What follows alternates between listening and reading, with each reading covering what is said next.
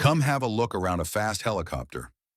The Cierva Rotorcraft Grasshopper III was a pioneering helicopter that pushed the boundaries of rotorcraft design. Its most notable feature was the innovative coaxial rotor system, eliminating the need for a conventional tail rotor and significantly improving efficiency. The Grasshopper III also incorporated advanced composite materials in its construction, reducing weight and enhancing structural integrity. While it did not enter production, the Grasshopper III served as a valuable testbed for these innovative technologies, influencing the development of future helicopter designs.